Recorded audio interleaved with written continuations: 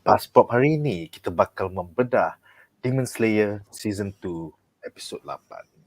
Para panelis kita malam ini daripada saya, Nadzru Iskandar, daripada BuzzPOP TV, kaki mangga kita Jamal Raslan. What's up Jamal, how are you doing, man? So I'm good. Penat but I'm good. Cool. Serta kaki anime kita Syaz. Bro, lama tak jumpa. Sebab selalu dekat penonton di rumah je kan, komen tak apa-apa. Baru je last weekend korang lepak lah. On air. Sorry. On air, betul. On air. Dan terakhir sekali adalah member baru panel kita, Ariff. What's up Ariff, how you doing, man? Hi guys. Wow. Hello. Aku suka professional setup kau sampai ada mic gitu. Saya ada mic bye.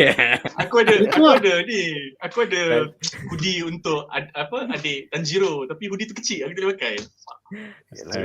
Dia acah-acah macam dah lama nak buat podcast. You guys want to do some podcast macam. Wow. Nice. Okay. Kami penyokong DS. Okay, kita tunjuk Jamal silakan Jamal punya. Okay, saya adalah Inosuke. Inosuke Hashibara Inosuke. Kepala babi yang kau suka. Aduh. Dia I like the colour of the shirt, okay? Aku beli dekat Poser punya kedai, Uniqlo. Does it have any other Inosuke art selain daripada yang Inosuke tak ada, yang Tanjiro ada. Lepas tu karakter favourite kau ni yang suka tidur tu pun ada juga. Oh yes. Aku cari siapa? What's his name yang Hashira tu? Rengoku. Rengoku. Aku cari Rengoku tak ada.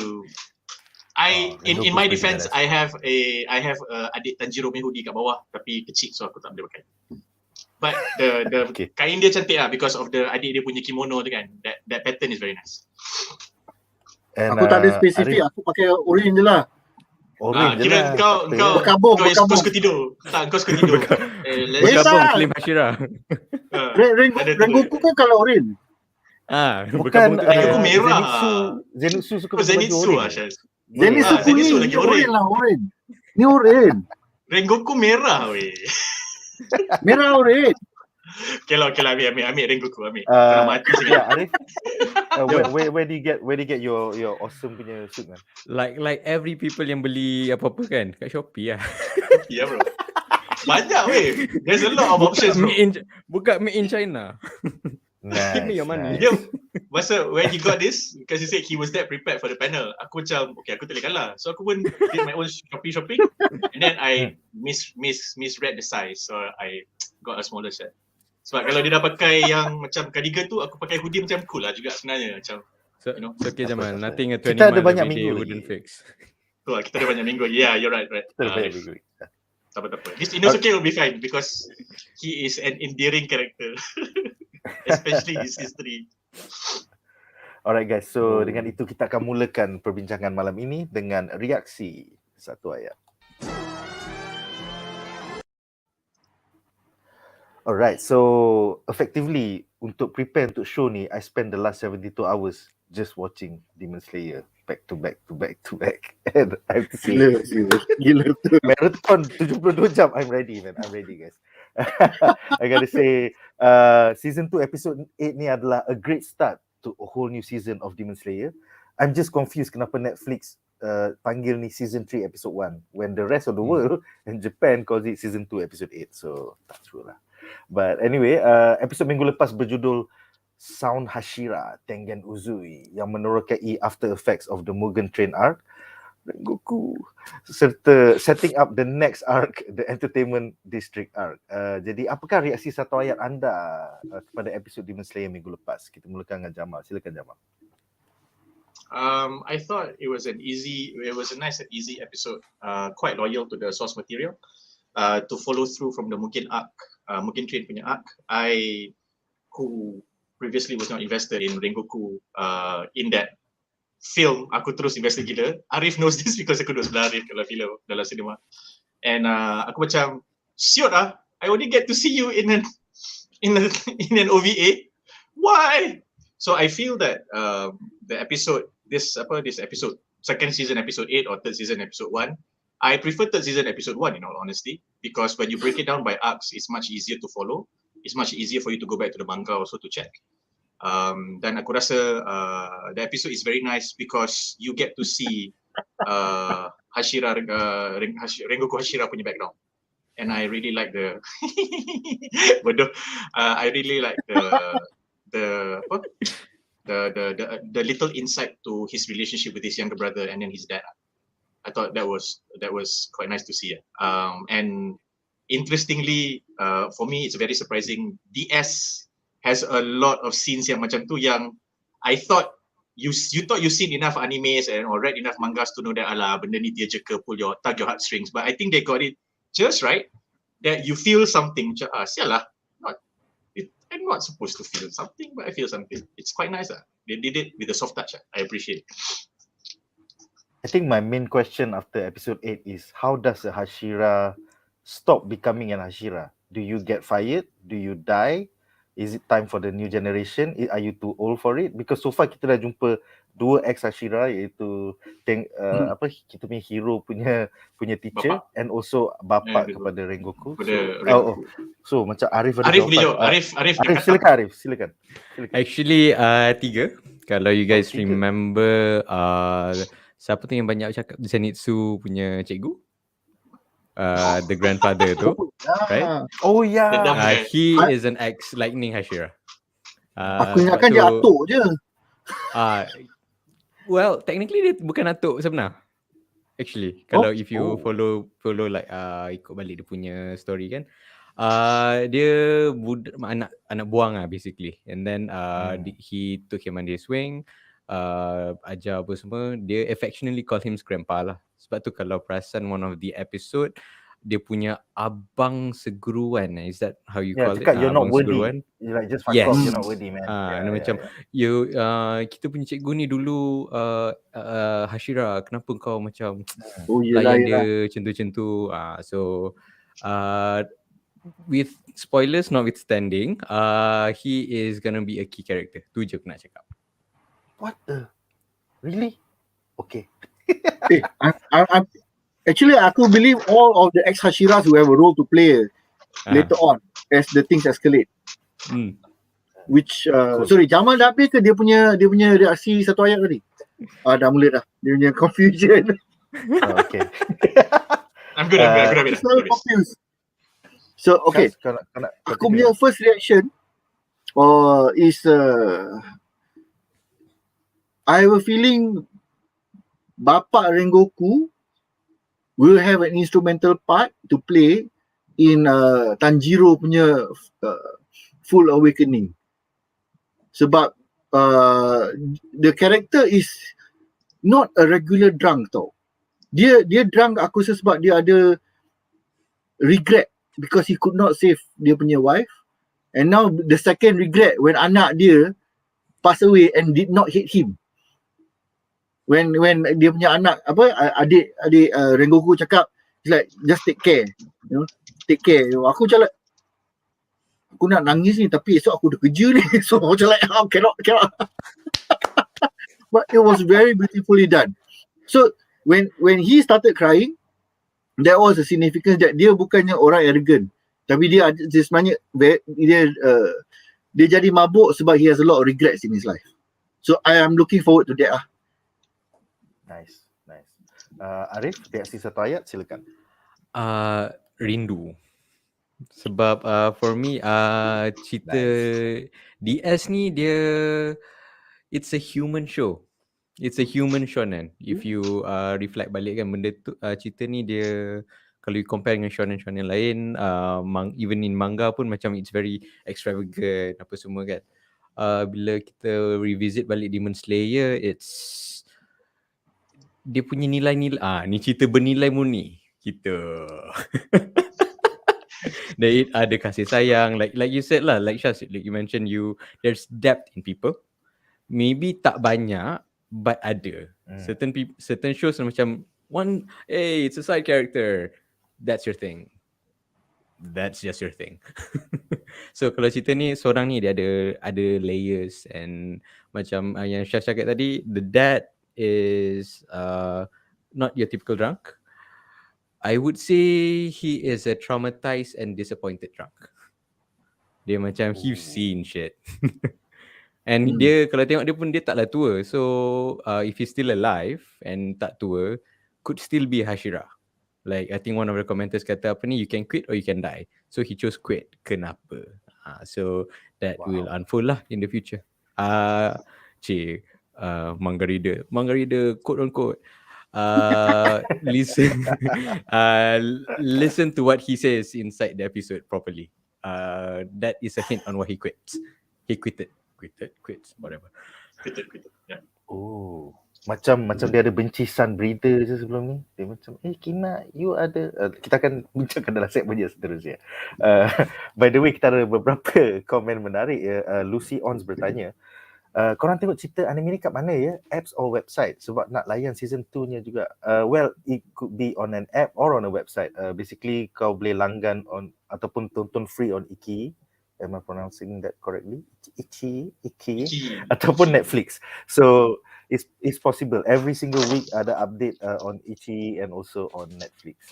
Semoga dapat join kita menonton setiap minggu.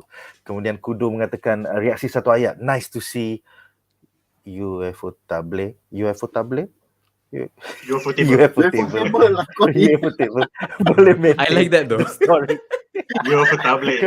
Hey, so that I don't think so far. I don't think we can read it as UFO table lah ni, because so far the UFO has proven that dia boleh ikut the manga dengan baik. So dia UFO T-able. Yes, T-able. Korang tengok banyak sangat view dengan foundation ni. All the Arabic influence semua dah start masuk ah. Oh dia. Aku tak tengok, aku rembat je. I think it's the wheel of time. Rembat pun tengok goal Syaz. Tuataan lah. You know. It's like tuataan. I'm like, is I speaking English? Tuataan. Ni pun di Hongkong. Ariff Fikri mengatakan reaksi satu ayat dia. Spek. Oh yeah. Bodoh lah. Well, hello there. Dia menambah. Memandangkan Abang Nick pun fresh lagi, nak tahu juga komen and reaction Abang Nick and other panelists tentang whole season 1 and Mugen Train. Basically, pada aku, this is an easy shonen to get into because dia tak banyak, dia agak linear storytelling, especially for season 1. So, for 72 hours main marathon, tak ada macam aku terpaksa follow subplot A dan B dan C, betul ada backstory. It's pretty linear lah. So it was easy and I quite enjoy it. Aku faham sekarang kenapa orang macam, oh my god, this is the best shit since Dragon Ball. So I'm like, okay, yeah, I get it. And I hope I'm happy for its success and I hope it ends well. Tak macam My Hero Academia yang sekarang dah macam meandering a bit and then you know, kita buat movie tak ada kaitan. Just nak buat duit, you know. Nanti kan review please do not sell out. Yes, please do not sell out. Yeah. With regards to your MHA comment kan, aku rasa fan Bleach semua macam at least MHA did not do a Bleach. Yes. At least they did not do a Bleach. So in a manner of speaking, bersyukur lah. Ari macam trigger. That's so condescending. Just be glad. Just you guys did not have it. Dengar Bleach je terus ada apa ni, blue screen of death. Aku sampai ada konflik tau. Okay, the character design for all these filler arcs in the anime look super cool. Tapi macam titik kubur tak buat kot, takkan buat kot. Macam, tapi cerita bersepah. Macam what the hell is this shit? Yeah, please do not sell out. Stay as awesome as you are right now. Kemudian Kudo menambah, ceritanya Hashira is you can either quit or you die. So okay, thank you for the update. Basically a job lah. Yeah, basically a job lah. Yeah. Aduh, sedihnya dengan ayat tu. Yeah, man. Kemudian Shimir bertanya siapakah panelis yang baca manga. Basically it's Ariff dan juga Jamal. So diorang will fill in untuk kita dua noobs yang hanya tengok show, aku dengan Syaz. By the way, Syaz, this is a spoiler show, so I'm sorry, but we will spoil the future. I'm sorry. Boleh lah this one because dia macam ni. Dia certain things aku rasa I would prefer not to have it spoiled, especially contoh macam what do you call it, Squid Game kalau aku kena spoil aku akan hangin gila lah, because the what do you call it, it's very unpredictable. Tapi macam since we are talking about reaction ni kan, Demon Slayer ni is something that you can predict the storyline. Like when you saw Rengoku, it's like tengah tunjuk power everything, like is die kan, right, isn't it? So tapi cerita tu macam like, okay, at least they did his story arc very well. So I feel like it's the entire thing is very digestible. Compared, kalau kita compare anime lain kan, contohnya macam Initial D was very straightforward, MHA up to season 4 was very straightforward, apa lagi, shonen, all these sports style anime is very straightforward. So you can roughly have an idea of what's going to happen. It's more like I want to see it told. Macam you know the story of the hero's journey and everything, tapi it's done well, and you know the hero is going to win in the end. So far tak ada spoiler terkejut or anything, other than the fact of dia punya breathing technique lah, which was like, oh okay, that's interesting. Because I don't think that was named before that kan. But other than that, they were calling it between flame and fire, but then the fire kan, then suddenly it came out a bigger one. But in general, I don't think there will be a lot of real spoilers lah, unless tiba-tiba maybe like Tanjiro ni sebenarnya anak setan in actual fact. Then I would really be surprised lah. It's very straightforward. So whatever spoilers ataupun for this anime, I think I'm fine. I think the main question is why Nezuko survived and why Muzan didn't just kill them all. So itu senang je. Because they have the sun breathing punya ni, that is more powerful than whatever this vampire demon bushi is. Okay, so nampaknya banyak asap langsung. Banyak penonton di rumah yang berminat untuk spoil. Dia macam the panelists better set when the spoilers code. If the chat starts filling up with spoilers, tak best pula. Semua pun macam really? Oh yeah, boleh spoil. So macam Jamal, you were saying? Kepada penonton di rumah yang suka nak komen, tolong kalau anda kerja variety, tolong jangan komen. Ada gerah je. The manga is already out. The manga dah settle lama lah. So macam tak ada apa-apa pun. Betul. Tak, aku dah cakap tadi, alright guys. remember So when we chatting? When we were chatting few days ago, I think, yang kau cakap, kenapa family Tanjiro kena target? Okay lah, I think the fact that you asked that question and now in season 3 episode 1 kau dah macam, you are a sun breathing ni, tapi parents kau yang bagi kau the earring, mana kau dapat? So you can kind of sort of like because anticipate something like that lah. The father, akan dia nari-nari tu kan? Yeah. So aku macam there is something more here. So I think the big spoilers kita simpan lah. Ariff. I think Jamal, to counter your point, kita dah macam debate dah. No, Muzan tak tahu. If dia tahu, all would have died. This event sebab aku tak sampai lagi the final arc. No, this is not a spoiler. This is based on observation jugalah. Kalau dia perasan tak kalau macam dia turn anyone into a demon, it's very random. Dia macam dia attack, waktu tidur sama mati. This is the same pattern. Dia tak tahu pun. Key to note sebab Tanjiro tak ada. If Tanjiro ada dan dia nampak the earring, maybe. Then he would have, okay fine, makes sense. Yeah. So in this case, he's like a rabbit animal lah, just in carnage reincarnate. Yeah, kalau macam tu because I haven't arrived at the arc, if there is an arc that explains why Nezuko tak convert. Why didn't she convert? Is there a reason to do with her the family punya bloodline ataupun macam just supposedly she was exposed to demon blood while she was itulah whatever as long as it's explained in some shape or form, I'll be fine lah.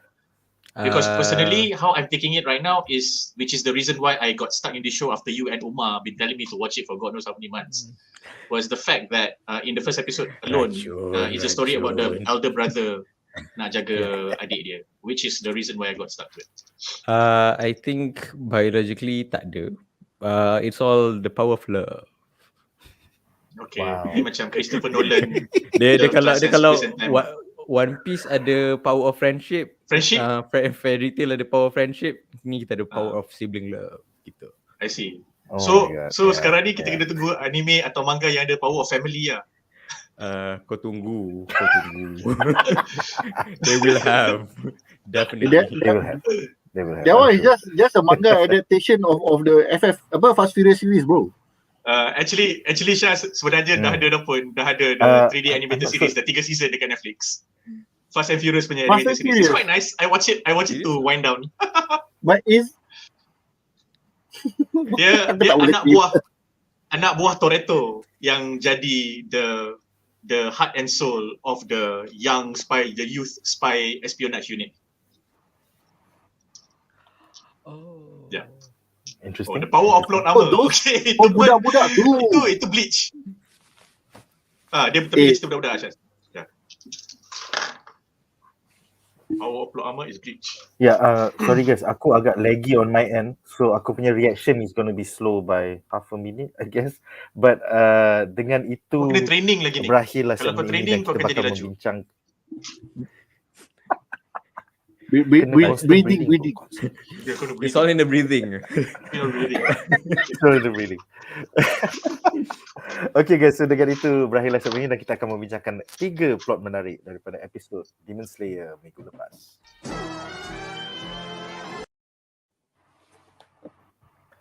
Alright, jadi plot menarik kita yang pertama adalah tentang MUZAN KIBUTSUJI Transformation, di mana MUZAN mendedahkan transformasi terbarunya untuk kali ketiga. Kita ada secepis skrip untuk abang voice over kita bacakan. Silakan. Dia juga. You proudly reported that you killed Hashira, but there were still 3 demon slayers in that place. Why didn't you deal with them? I even took the trouble to let you head there since you were nearby. Akasa. I am disappointed in you.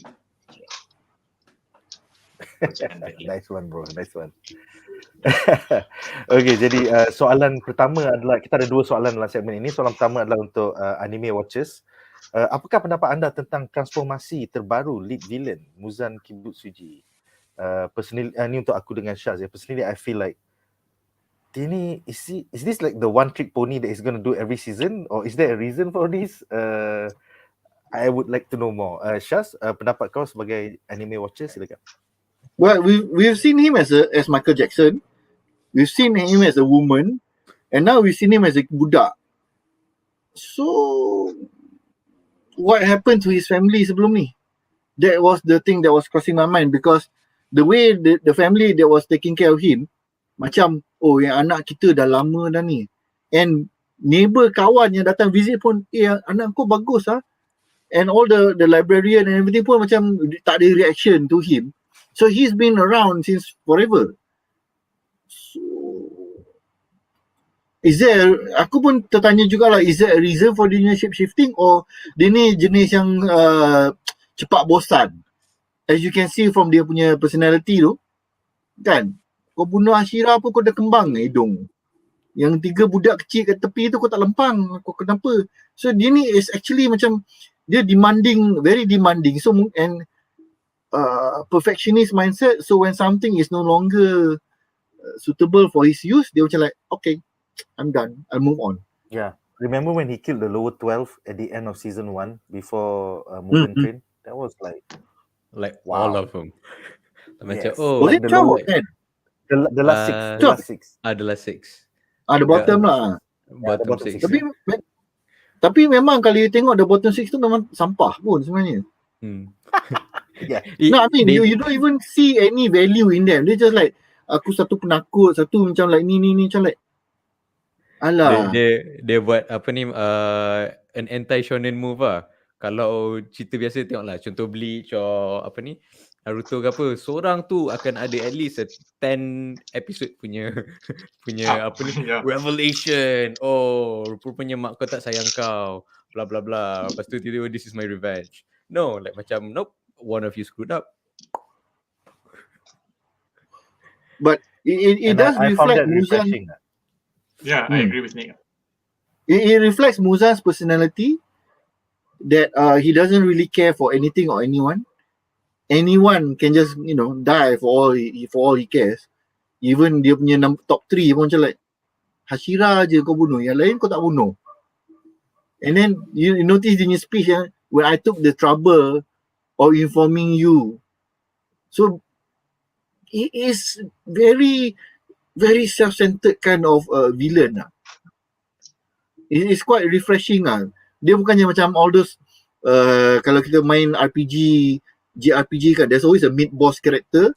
You always beat him dan later on dia jadi kawan kau ataupun kau punya rival ataupun that kind of thing. This guy is literally like, I'm just here, everybody is my tool or it's just a stepping stone for me. That's it. Dia kalau you're not worth my time, I'll just kill you off lah on the spot. Everybody else is a tool. Yeah. I have a theory, tapi this is just how I'm taking the demon characters lah, and mainly as to where I've watched the anime and how much I've read the manga. All these demons yang bukan Muzan, yang Muzan punya lieutenants semua ni, they are very hedonistic, which is very demon-like. They are very in touch with their desires, with their lust ke, their wrath ke, dia punya ni, and their characters. Their characters are characterized by that lah. So demon-demon yang lieutenant semua ni, dia just ada slightly higher consciousness.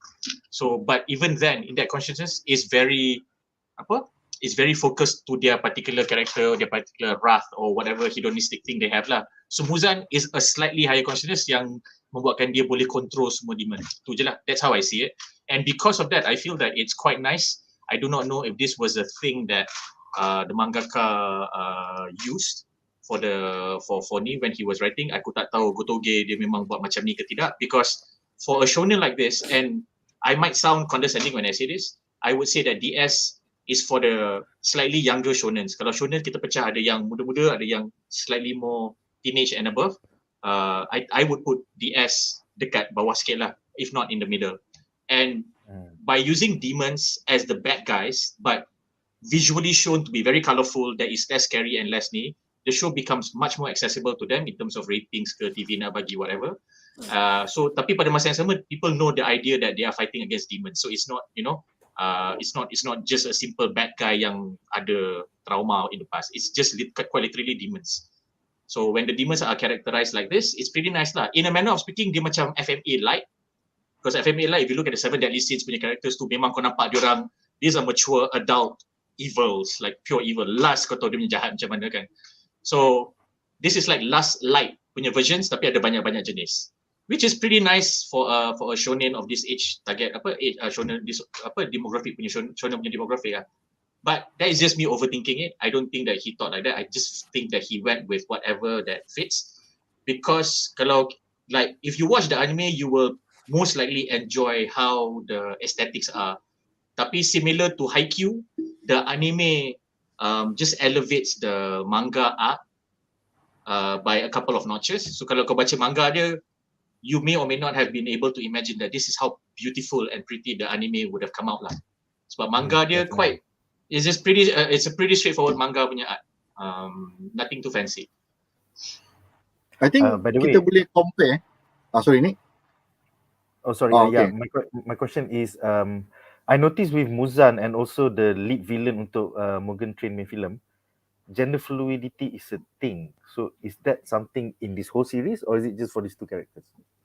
I don't think so. I think it's kalau kau tanya aku, I've seen gender fluidity going back as in recent times is Bleach lah dengan One Piece.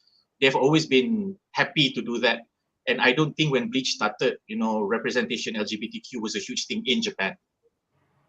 So I don't think so. I think reading and watching some mangaka punya documentaries, one thing I love about manga is that they look at the character design first and foremost. If the character design comes out to be androgynous and gender fluid, then they will work the character around that, which is great lah. So you can be very inspired by kau jalan-jalan, kau jalan sebelah Uniqlo, kau nampak baju model tu cantik, then you come up with the character punya silhouette, and then you just flesh it out from there. So it's pretty fluid, no pun intended lah. It's pretty fluid in that sense.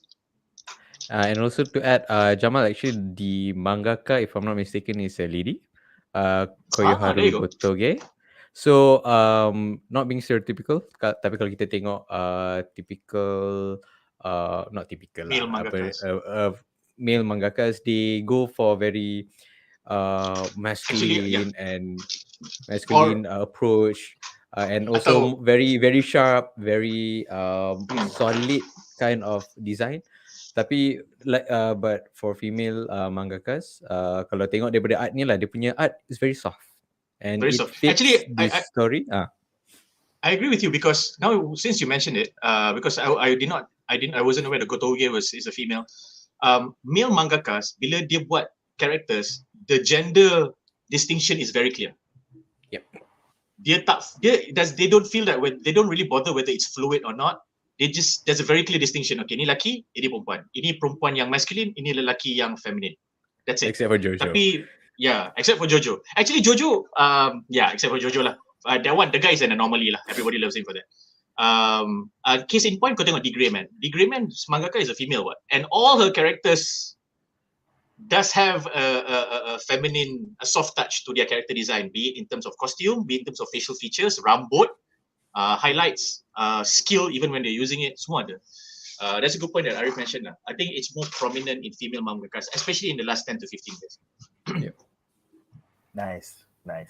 Jadi soalan kedua adalah untuk manga readers, Jamal dan Ariff. Is there a plot point ataupun reason for all this transformation by Muzan in the manga, from a bad Michael Jackson cosplayer kepada a Japanese tai kepada current Westerner Japanese boy look? Ariff, silakan. Okay, so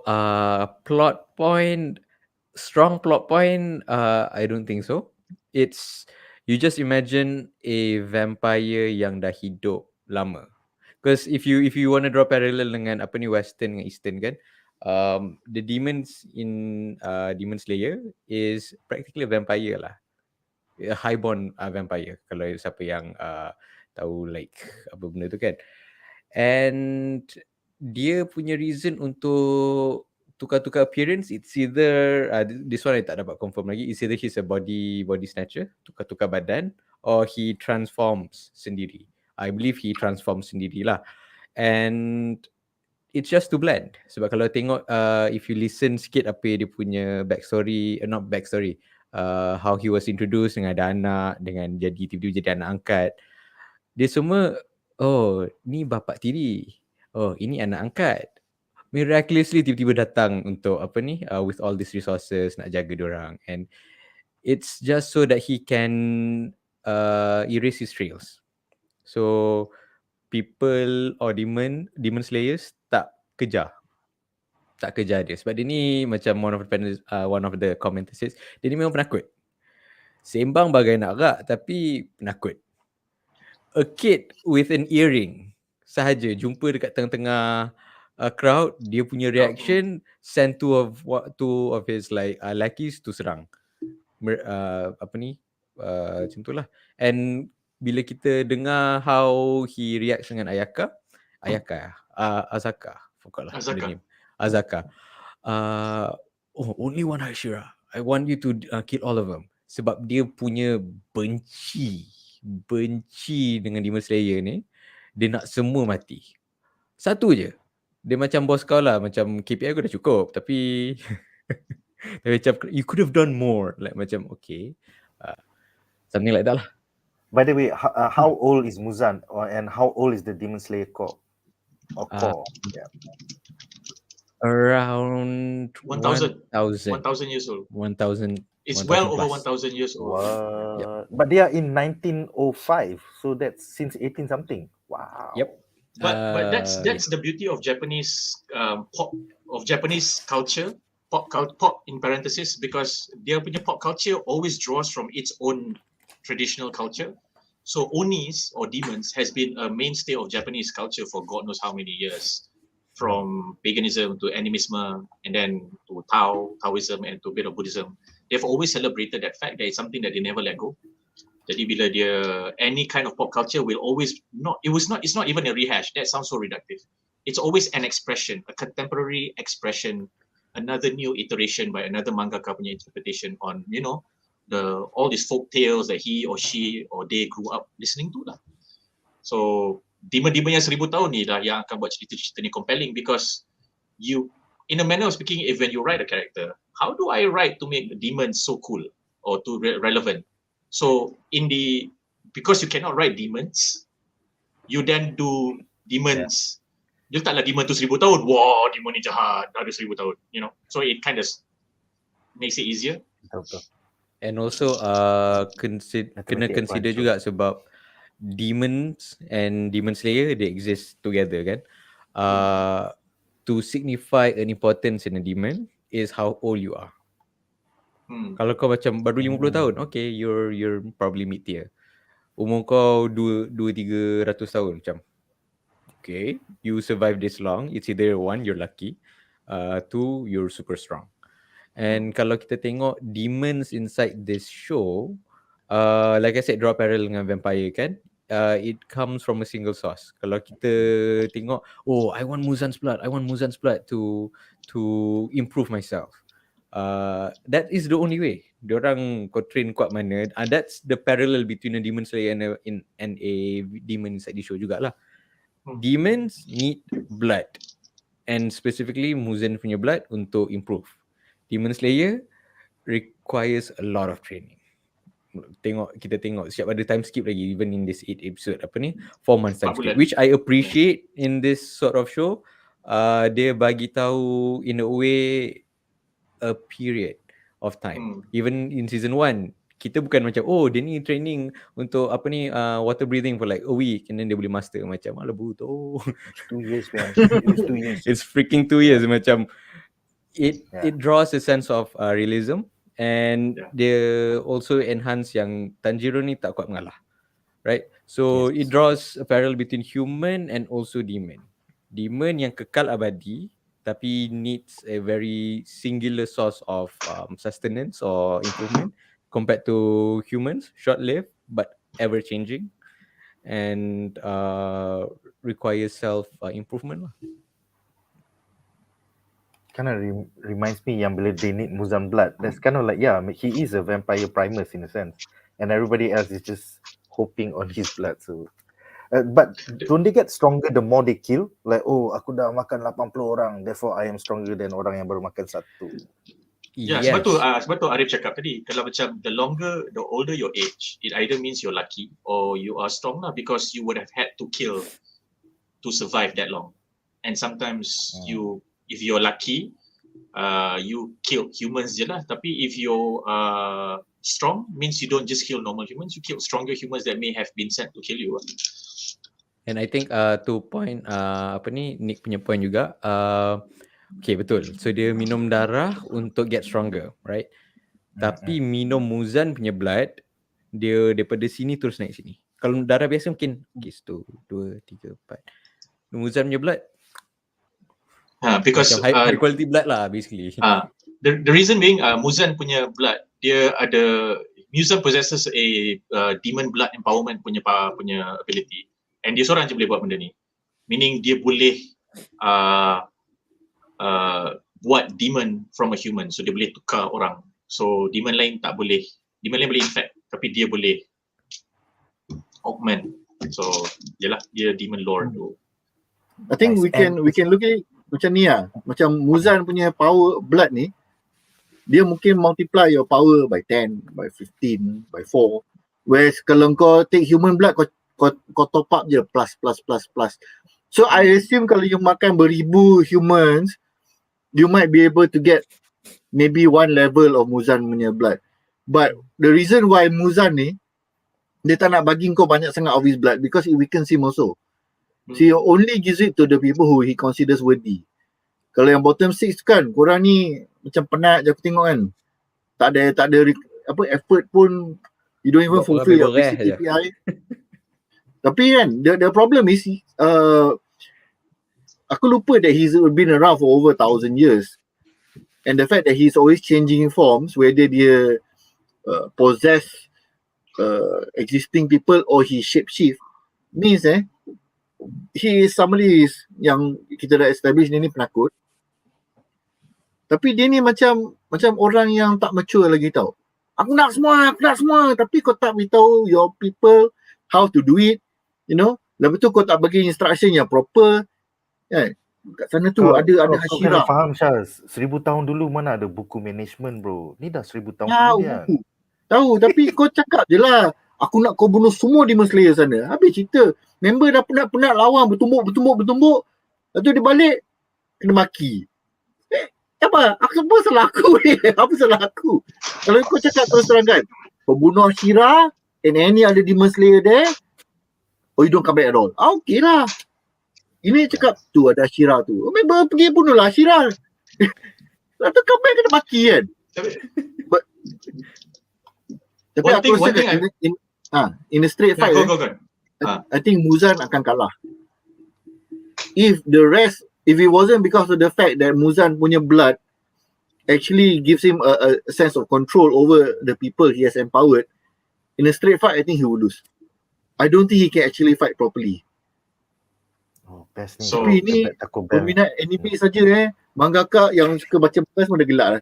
Alah, Syah siapa dia tahu kan. Yang aku dah cakap tadi is that one thing I realise, kalau kau tengok mana-mana, you look at Western, okay lah, when I say Western I mean American lah, because Europe punya pop culture punya comics jarang sampai sini kan. So American comics and Japanese manga, Sino lah, because we barely read manhwa and we don't read Chinese punya comics over here. Their portrayal of demons is pretty consistent in the sense that demons jarang ada demonic core. You jarang macam ada demonic version of the Gote 13 in Bleach. Why? Because demons typically Chaotic. tak ada, dia bukan tak ada conscience, bukan dia tak ada conscience, dia ada karakter, tapi dia bukan macam manusia yang boleh fikir, boleh compromise, boleh tolak ansur dan kerja sama-sama. Dia macam aku demon, okay? So it's either you listen to me or you kill me and then you tell everyone what to do. So you aku look demon, at so aku di mana? Well played. So Nice. so macam semua demon, even kalau kau tengok Spawn pun, Melbogia, setan pun cakap aku ada 4 orang, 7 orang anak, semua anak tak nak dengar cakap aku. So dah satu anak, satu level neraka. Dah jangan kacau pandai-pandai korang nak gaduh-gaduh aku malas nak layan. Sebab siku-siku kepala gaduh. Dan bawah semua ni tak ada lieutenant pun sebenarnya. Sebab lieutenant pun tak boleh pakai. Lieutenant pun demon juga kan.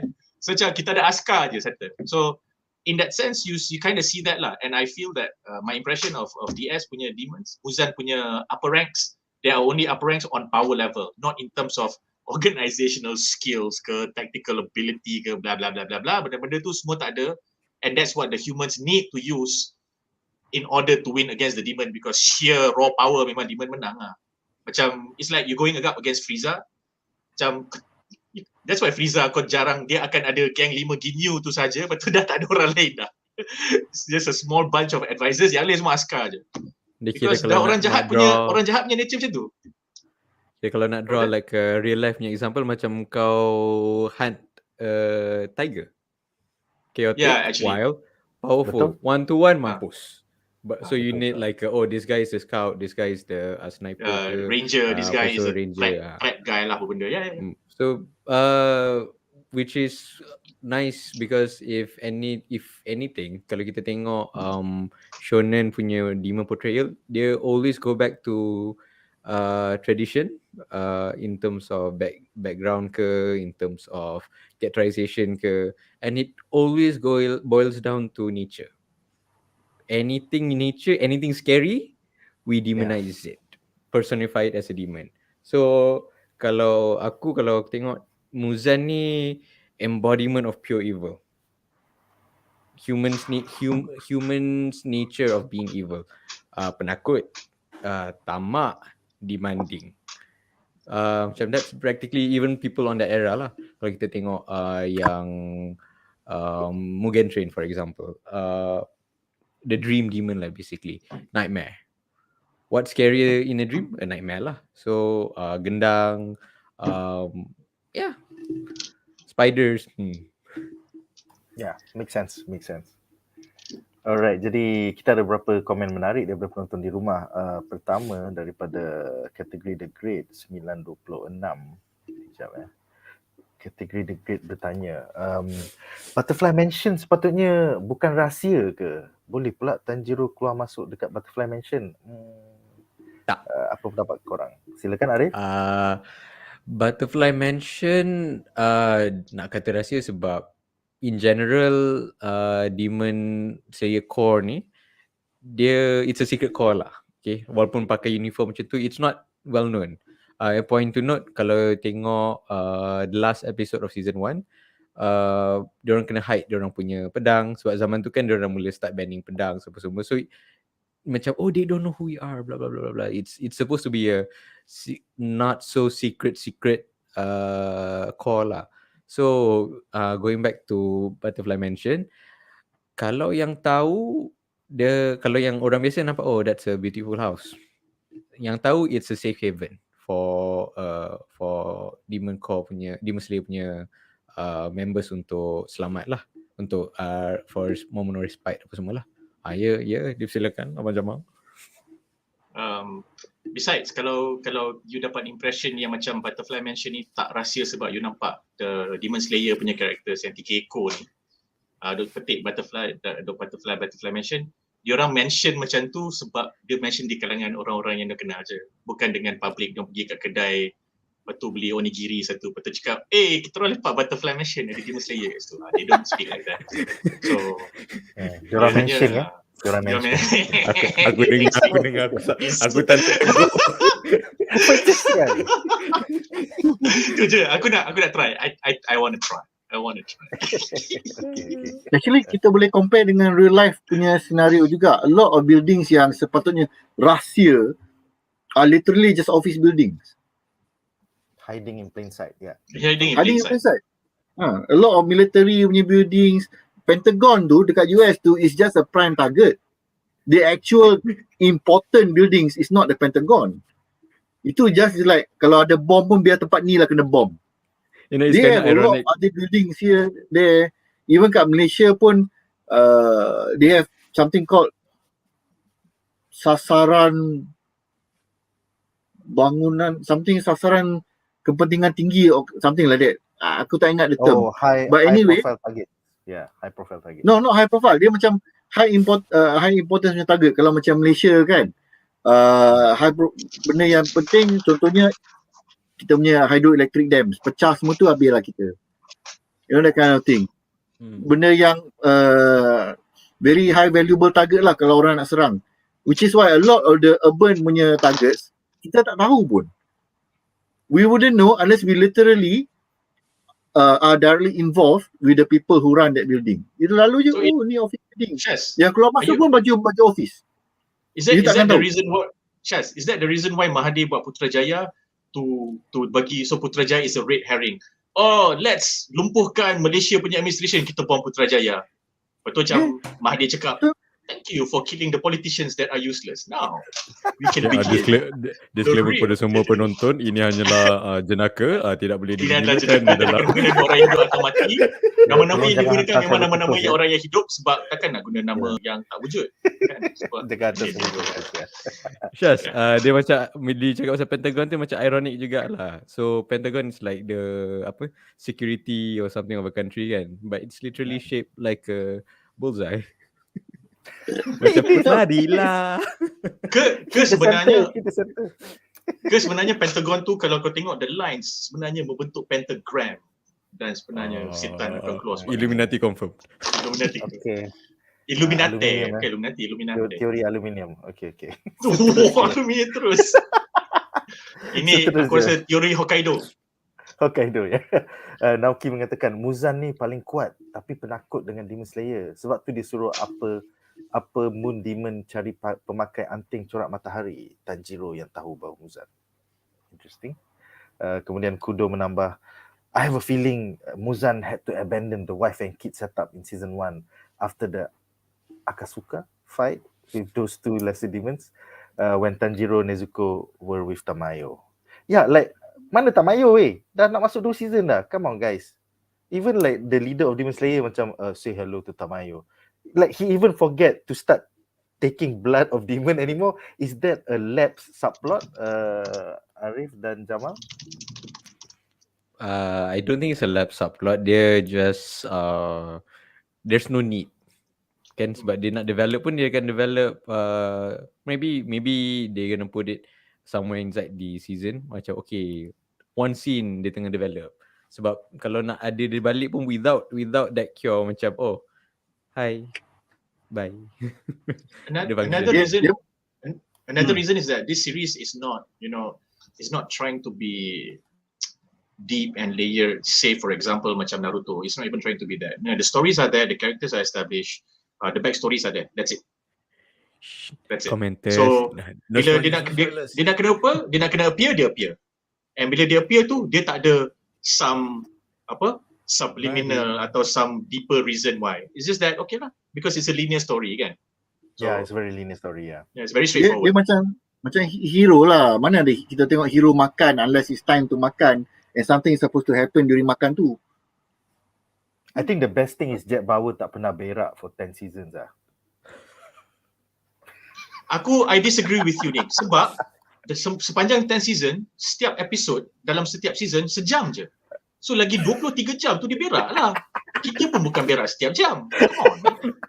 Cakap pasal 24 hours like when I was younger macam ni semua cerita ni dalam satu hari ke? Macam lama betul hari dia. Every season, this is the longest day of my life. Aku macam fuck you Jack Bauer, fuck you. Kalau aku jadi reporter tanya, what's your favorite line as Jack Bauer throughout all the 10 seasons? There must be some really great lines that you've said. Kalau dia tak bagi macam this is the longest day, any other lines? Dia tak bagi longest day juga. Any other lines besides that? Paksa juga dia cakap kan. Macam itulah. Kita ada seterusnya M. Azimi bertanya, Gyotaro tu ada dalam Daki kan? I have no understanding of what those words means. Siapa boleh jawab? Ni kupaskan Ariff. Spoiler alert. Itu je lah. Siapa Gyotaro? We will understand more in future episodes. Yeah. Okay. Cool. Okay lah. Oh, ini bukan Daki kotoran ni. Tak. Dia okay lah, dia demon. Serious That's all lah, I can say. I thought it was a He's a troll punya question. Macam apa benda? Dia susah nak buang lah tapi. Wah, ayat ni power Sadap. teori best. Muzan kill Lobo pun sebab nak kurangkan season. Yeah. I think Sebab tu dah that shit. habis. Nameless, you the man. You the man. Okay guys, Kalau aku jadi producer, aku nak cakap dekat mangaka macam ni, aku nak adapt cerita kau, tapi season 4 ni, kita ambil daripada arc ni sampai sini kan, aku nak buat dia bunuh ni. Kenapa? Sebab aku nak kurangkan episod. Aku nak kurangkan season. So mangaka jam. What the fuck? Better than analysis kenapa nak tekan minyak kereta dengan pedal kereta. oh my god, fucking MSU bullshit. I still hate that episode from season 5 though. Macam inilah kita guna kuasa. Apabila awak mendekat kereta, aku macam what the fuck is this shit way? Fuck you season 5. Anyway. Dengan itu berakhirlah segmen ini dan kita akan ke plot menarik kita yang kedua. Alright, jadi plot menarik kita yang kedua adalah tentang Hinokami Kagura, sun breeding, di mana kita menemui ayah Rengoku yang agak bastard dan juga adik dia. So kita juga ada quote untuk Jamal, silakan Jamal. Yang ni kau kena cakap macam jangkat ya. Kau kena cakap macam mabuk. Ya, silakan. Okay. Oh, dia ni aku tak pernah mabuk, so aku macam tak boleh dapat kalau cakap mabuk. The original breathing, the first breathing ever created. Habis tu sebelum tu tak ada orang hidup. The godly technique. Other breathing techniques are just derivatives of sun breathing, fire, water, wind, all of them. Every other breathing is nothing more than an imitation of sun breathing, just inferior copies of sun breathing. In this quote, aku tak faham sama ada translator tu was saying the same shit 3 times atau was the script actually that? Did the father just say inferior but in 3 different ways? Aku tak tahu, aku tak boleh baca bahasa Jepun. Did you feel that was the intention of the showrunner? Sebab I didn't really notice it, and I think because the father did not seem to be a particularly articulate man, aku rasa dia mabuk, so dia macam ulang je balik benda sama. Ulang 3 kali. Ariff? Itulah sebab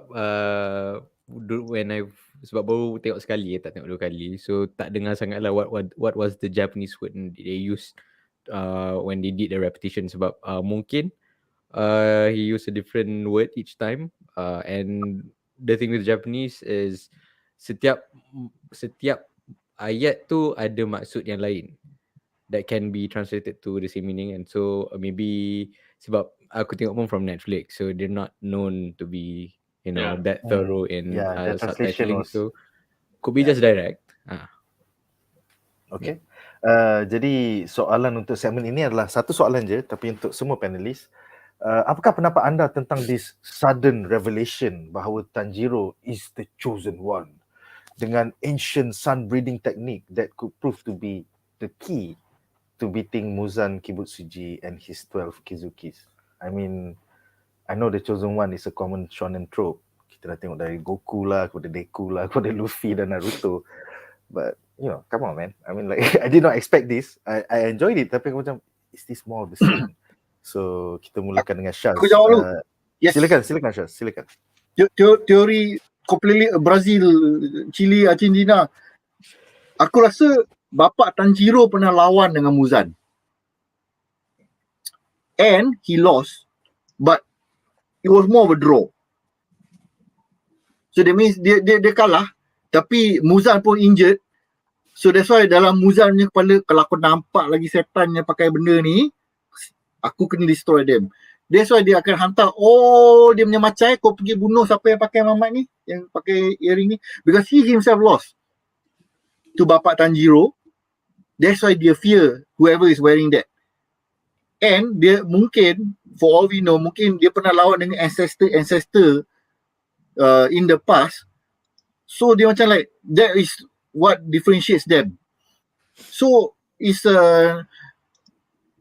not so much a revelation, like bukanlah macam like such a big revelation. I'm just more surprised why they call it the sun breathing punya technique lah. Like if they call it like the divine breathing technique, something macam like nama grand, tapi kau panggil sun breathing macam like when the sun is like high up there, and then everything else derivative of benda-benda yang lebih rendah, macam wind, ada water and so on. Tapi the sun tu macam like it encompass everything. And how do you imitate the sun and come out water? Aku rasa mungkin it's just dia punya mungkin masa tu lah, dia punya anak murid dia belajar teknik tu, tapi dia tak boleh, sebab dia tak ada the natural blood kan, macam the originator, orang yang the first ever chosen one yang keluarkan the style tu, he had the blood to unleash that level of fire kan. Tapi yang lain tu aku boleh tiru style je, tapi tak boleh keluar api.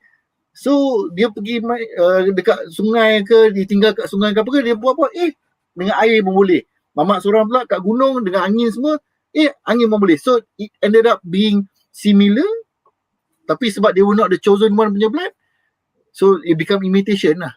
But that is from dia ni punya perspektif. For all we know, most of the style is the same, cuma it's just chosen one je lah. Okay, so I'm ready to be spoiled, Ariff. Are the sun breathers like the Skywalkers of this whole saga? For the sake of everyone lah, I will not spoil too much other than what was clearly shown inside the episode lah. So dia kata the sun breathing was the original original breathing. Yes, since dia cakap macam tu. And also, okay, ni nak kasih bukan spoiler alert, just nak set clearkan balik all the breathing styles, all the animation yang korang tengok, ada water, ada air, lightning apa semua, that is our visual aid untuk signifikan, this is a lightning style, this is a water style. In real life sana, in the show, these things tak nampak. It's literally just sword techniques, sorry. Tak keluar api lah. Tak ada. Tak ada. Yeah. So That's why this shit is awesome. That's why this shit is It's all awesome. in their mind. It's all in their Yeah, mind. it's all in their mind. Sebab tu Kecewa. at the same time kalau tengok dia parallel jugalah demons and humans kan. Demon all this power apa semua, human still human limitation. So what do? They create techniques. Orang yang kuat tapi no finesse, no technique, boleh kalah dengan orang yang tahu all the lingo apa semua lah. So you draw parallel juga dengan how ancient martial arts is propagated and expand. So you have one single source, right? And you teach it to your disciples, and the disciple will carry on. So mungkin macam Syah cakap tadi, this is the original. The original is called sun breathing. Probably just because demons mati dengan sun. So that's the significance inside the word lah. And maybe anak-anak murid dia tak boleh nak catch up. So they just adapt lah. Contoh sebab the main 5 is the fire, flame. There's a reason why I did not say fire. Flame, water, wind, lightning dengan stone. Kalau kita tengok on the season 1 pun, you boleh perasan ada insect or flower punya sound, breathing. Ada sound apa semua. So benda-benda ni it derives to suit their personality. Contoh kalau aku Tapi kan contoh kalau kalau lepas hari aku tambah. okay. So contoh macam aku ni contoh aku belajar karate, tapi aku punya pendirian more on very hard, very steady. So my fighting style will be more defensive or more headstrong, more direct. That is how you develop or expand a technique. So that's how you dapat those small branches apa semua lah. And apa lagi lah, aku rasa tu je kot. So in the end doesn't really matter cerita. Ya macam mana? Silakan So Jamal. basically bila the founder of the sun breathing style, apa nama ni, Sugikuni, Yoriichi Sugikuni, dia buat benda tu. I mean like later in the series it will be spoil lah, like how important this Sugikuni punya character is and how closely he is linked with the demons. But when he designed and came up with the breathing style, it was just a sword fighting style. And he is the one who chooses to pass it down to people. So the derivatives, the other styles come from people who did not get taught, but maybe were taught by the person who actually got the thing passed down to them, or they sort of like applied some of its principles to create a lesser form or a different version of the thing lah. Tapi And in terms also of tak apa, continue dulu. So Go and continue. bila dia and when he passed it down, he tailors the teaching and the sword style to the individuals that he passes it down to. So one of the last peoples that he passes it down to is the Tanjiro punya family, punya bloodline. So it's not exactly Luke Skywalker punya shit. Okay. It's just a matter of like dia punya antara wasiat. Last dia bila dia ajar benda ni lah, you must pass it down uninterrupted. And when you pass it down to the next person, kau kena bagi the earrings. So kalau So aku ada 3 benda yeah, nak tambah. So 3 benda nak tambah. First was macam Jamal cakap tadi lah, developer, the one that developed this technique, definitely someone yang talented, kan? Bila when we talk about talented, orang tak boleh nak copy exactly. Tapi orang adapt. Macam aku ni jenis aku hayun laju. So aku punya art style, aku punya sword style mesti yang jenis laju, ting, wind. Aku punya jenis yang very aku boleh defensif, aku boleh offensive, aku boleh macam-macam lah. I go for water. Very aggressive, fire, bla bla semua lah. So that's how it is. Second, nak draw balik attention why bapak Rengoku marah sangat. I think sebab kalau mula-mula fikir macam kenapa Tanjiro punya family punya teknik api, tapi bukan flame. It's different. Even if you tengok dia punya art style pun lain, api yang lain. So kalau you go back to ni a bit of Japanese lah, in terms of how they pronounce it pun, kalau the flame breathing is hoho no kokyu, means flame breathing. Kalau they mention tadi hinokokyu, fire. Apa ni, sun breathing. Sun breathing, yeah. The kanji used for flame is fire, means api yang besar, right? Sun breathing, dia punya kanji dia guna he, means sun lah. So it same but different gitu. So dia sebab tu dia rasa I think another reason why bapak dia marah juga is because kan bapak dia nampak ada earring. So macam why are you using a presumably lesser form of breathing when you are an owner of the Hanafada. What is it called? Hanafuda. Ada Hanafuda. So means kau hanya akan dapat benda tu bila ada orang pass down kat kau. So kebeda kau nak guna flame breathing ni. That could be another one lah. And I think apa ni? It's like aku tak tahu, I've been the chosen one all along. Fuck. That's what I felt when the revelation happened. Like, wait, what? Bila pakai oh no shit, this was just stylish, man. It's like, you know, it was on trend.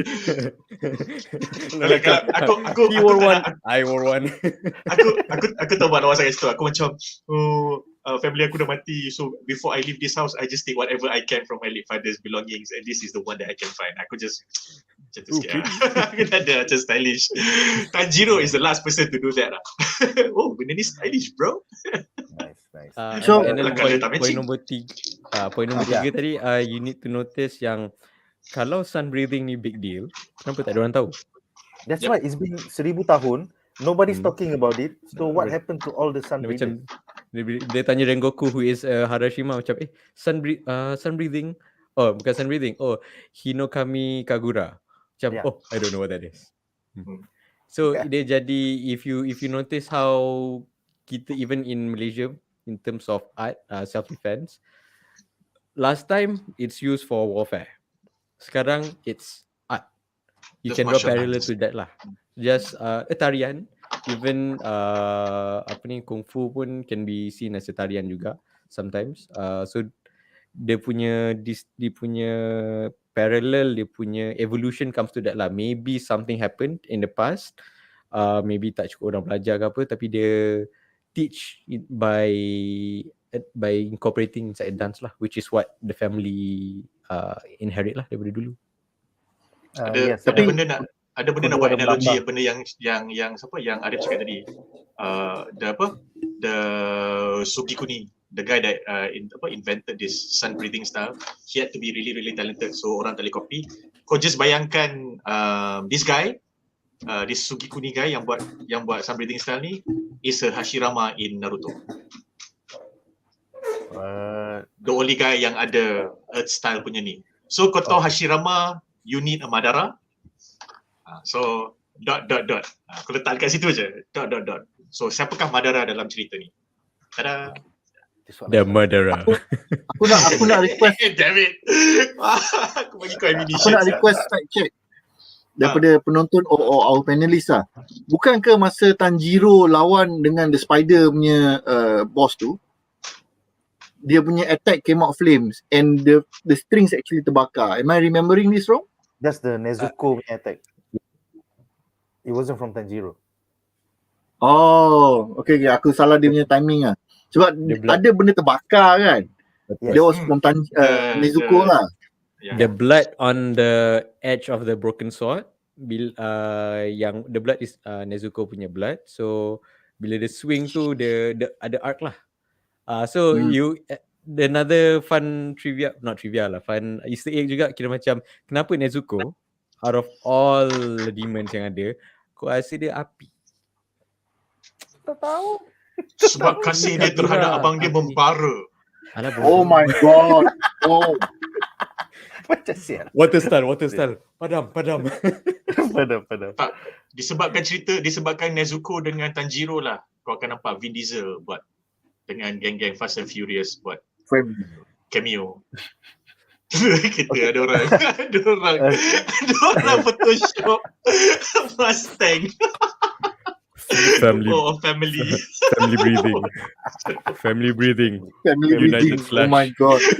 Bukan sun breathing, family breathing. Oh, when that happens, that'll be funny. Bodoh je, bro. There's nothing strong than family. Oh shit, it's fun. By the way, the next Sebenarnya dia Ah, bukan ah. sun breathing as in sun matahari, bro. Dia sun bodoh. breathing as in anak sebab dia nak kena pass So down to the end. sun. SON. Bodoh je. Okay, soalan seterusnya daripada kategori The Great ya. Macam mana nak jelaskan yang pedang Tanjiro, pedang dia hitam bukan merah. Habis tu dia tak ada teknik lah. And yeah, Dah ada why orang is jawab dah. Dah ada uh, komentar jawab. but why is the black sword macam dim like, oh kau noob, black sword is like crap, man. Dia belum ada orang jawab ni. Dia tak tahu lagi sama ada dia water or sun. No. Actually no, I don't it doesn't translate to your technique. Dia typical juga, dia memanglah kalau kau tengok pedang merah selalu pergi dengan yang buat api apa semua kan, but the sword transform based on your nature.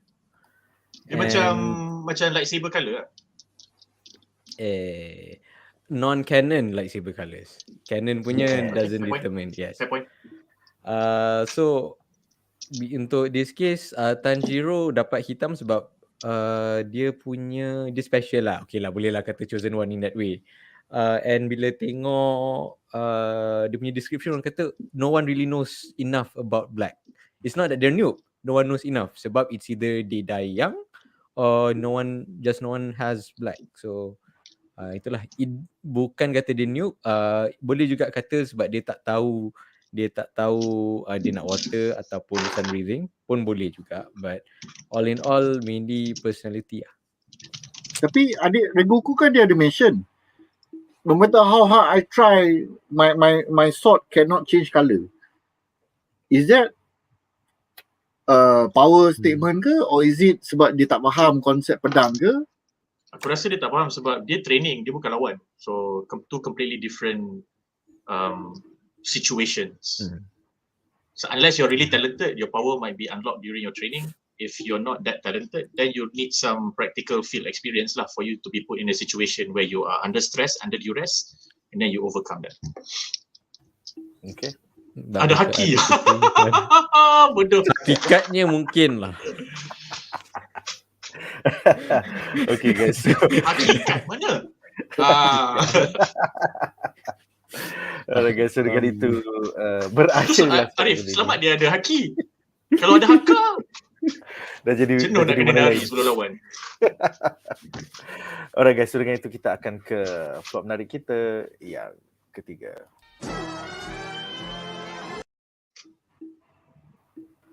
Alright, jadi plot menarik kita yang ketiga adalah tentang Tengen UZUI Entertainment District, di mana kita membincangkan apa yang boleh diharapkan daripada episod-episod seterusnya di dalam musim kedua. So Tengen UZUI pun ada quote. Silakan Jamal. We are going to the most flamboyant place in Japan filled with lust and greed, the entertainment district where demons live. Aku tak reti nak mimik suara dia sebab babi poyos sial Muhammad ni. Dia Mak, tak I love payah him lah. Flamboyant. Akan ada dia ada satu ayat, dia ada satu, nanti dia akan in the next episode, but if they are faithful enough to the source material, dia akan declare diri dia sebagai god. Kau tengoklah nanti bila ada orang tanya dia, kenapa kau label diri kau sebagai god, kau tengok dia jawab apa. Tapi supposedly he's from a family of ninjas, tapi dia macam flamboyant gila that he cannot be a ninja, man. Dia macam Bukan flamboyant, dia sebab dia dah stress jadi ninja dan hidup dalam the shadows for his whole life. So dia macam ni, dia dah emancipation of Tengen UZUI lah. Aku dah tak nak jadi ninja yang dalam shadows. Aku nak jadi ninja dalam rainbow. Macam tu lah. Dia reverse psychology. Mana ada ninja beritahu orang lain dia tu ninja dengan pakaian gila babi macam ni kan. Ya guys, aku ninja. He's definitely not a ninja. Sure. Dah tu kau kena curiga kat tengkuk. Weh, dia tu ninja ke sial. I Dia like reverse actually psychology unexpected. I hope a demon will fall for that. betul. Ironic Okay, juga lah jadi- sebab dia apa? Dia tulis I am the sound Hashira. Yang sepatutnya you Betul, as a ninja, you don't have to, you Have a should not sound. have a sound. Yeah. You should be like Smoke Hashira or something. I look forward to learning more about him over the season. So kita ada 2 soalan untuk segmen ini. Pertama untuk semua panelis, apakah reaksi anda terhadap kontroversi English translation bagi arc ini, di mana it's called Entertainment District Arc dan bukannya Red Light District Arc. So this was an article on Kotaku that day. So apakah pendapat kau? Kita mulakan dengan Syaz. Like, is the rest of the world terlalu, kita kena, you know, kita kena protect orang, kita tak boleh cakap ni Red Light District, like what the fuck? Silakan. Dia as an anime fan, firstly sebab aku tak tahu sangat, aku rely strictly on what the wording is. So macam like, ada kontroversi It's like first time I heard of it today. Macam like, kontroversi? Entertainment District, I mean, to me it's fine. Entertainment District, and then when you see like, adult release and everything, kita as viewer macam like, okay, you know, it's fine lah. But you have to consider this. Anime ni is available dekat Netflix. And we know what Netflix is very open about. Dia tak ada even macam like, ada ke parental guidance? Aku tak pernah pakai sebab aku tak ada anak. So I don't know if they have a age near lock or something. Password tak ada kan? They don't have a parental lock punya system kan? So then what is the issue if you want to translate it as Entertainment District when the majority of your shows, including of all shows, Squid Game contohnya kan, tiba-tiba ada wow punya scene kan, tu je like Entertainment District, okay, that's cool. Then when you mention it's actually Red Light District, okay, like I don't see why it should be a controversy because it conveys the meaning enough. Yeah, it is an entertainment district. Memang Red Light District ni pun memang entertainment for the right people kan. So I don't see why it should even be nak kata controversy when you are pushing free sex and you know acceptance of all forms of love. It feels very tak ada benda nak buat, tiba-tiba boleh buat cerita lah. That's my opinion lah. I mean, is that the reason why this show is being shot at 11:30 PM on a Sunday instead of like 5 PM or 6 PM? Is it because it's going to go more adult? Ya ke? I mean, considering even the first season pun banyak darah. So the violence is there. They don't hide the violence. Compared to typical shonen pun, they don't really hide the violence pun. So maybe that's the reason jugalah. Kau tengok apa ni, budak kecil mati. Apa ni, adik-adik kecil dia mati, mak dia mati, like darah penuh apa semua. So I think that's the reason lah. But you never know, Japan dia punya censorship dia pelik sikit. Ada benda boleh lepas, ada benda tak boleh lepas. So I think yang case macam Syah cakap tadi lah, kalau kat Netflix kau dah boleh jumpa benda lagi teruk daripada benda yang dipanggil Red Light District. And this complaint usually come from probably white middle-aged Karens, macam, oh my god, it's called Red Light District, I'm so white I can't see red. So dia macam kau dah kenapa sial? Even macam Syah cakap lah, as a manga reader kan, dia punya term ni tukar jadi entertainment pun aku tak sedar. Bila you guys mention macam, it's actually red light. So macam how small of a deal this shit was, yang korang tiba-tiba macam, benda ni dipanggil Red Light District, now everyone wants to go. Honey, where's your husband? So macam kau tak payah nak simbang sangat lah. Tapi kan I just nak add something which is not Demon Slayer but is related to all this censorship thing, you know, that kind of like outrage on specific terms or visuals shown. Transformers the movie first kali 1986 showed the very first scenes of Transformers Autobots dying. Parents bawa keluar anak dia keluar tau from the cinema. Halfway through the show, mamak tu mati, Megatron tembak kepala Ironhide. Literally the parents like, this is too violent for my kids. They took them out. 1979 Gundam was released in Japan. Mamat dalam Zaku ni mati terbakar ke tu. Budak-budak. So the difference in acceptance of violence, literally they show you burning up. It's not just that. Yang with on the 1979 Gundam, that first film, it's about civil war. It's literally about civil war. Betul. You know, And then, and it's quite it's quite nationalistic lah. The Earth people lawan the colonists. Mars. Gila babi, civil war weh, 1979, and kids go to that show. And then Robot, ada man. one Robots. old Super Robot War, Super Robot punya anime, something Ideon. Aku tak tengok habis the series lah. I only watch like 10-15 episode kan. Tapi I read the ending tau. I saw bukan read ending, sorry. I saw clips of the ending. Budak-budak kecil mati kena bunuh macam tu Literally the protagonist, characters in the show just mati kena pecah kepala. Graphically tunjuk mati tau. Aku macam like, weh. Then when I learn that is the same director who made Gundam, baru aku faham. Ni, siapa ni? Si Min mention. Evangelion ni. Evangelion tu was mind-blowing tau. Lagilah. Orang Western tengok, what is he doing standing in front of Asuka? What is he doing? Asuka paralyzed kan. What is he doing? Lepas tu dia tengok tangan dia. Dia kalau nak draw parallel Western dengan Japanese punya animation, kalau I think Japan in terms of animation way more mature. I think 50 years of history, diorang dah ada kategori of animation. This is for adults, this is for kids, apa semua. Kita baru dapat a couple of kita lah Western, America lah, kita let's get straight to the point, Americans. Baru dapat couple of this is a good animation. Wow, I never thought cartoons can be like this. I think it was Ninja Scroll 1997. They were like, wow, macam ada scene tak seronok. Wow. And to draw back apa yang Syah cakap tadi kan, actually there is one episode yang from Pokemon, like Pokemon, where someone shot a gun. It was aired in Japan, no issue, but it was totally banned in America. You know how ironic it is? Yeah, no, Ariff, I have a comment. Yang that particular episode of Pokemon yang got banned is because the gun was not real. That's why they did not air it. If the gun was real, they would have left it there. Yes. Oh, okay. And then baju Pokemon tu, the girls in the series, they changed tau their suits. The Pokemon in Japan is slightly different from the Pokemon kat US.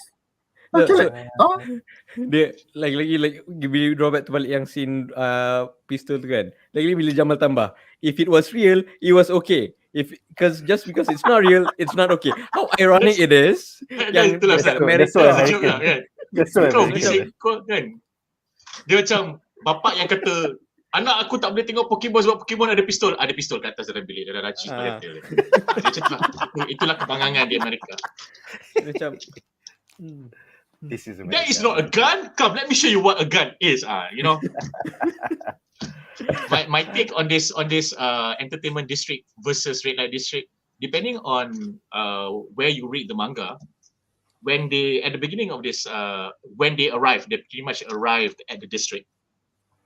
There's an explanation as to why in the manga the language, I presume lah sebab aku tak baca the Japanese version, aku baca yang dah scanlate.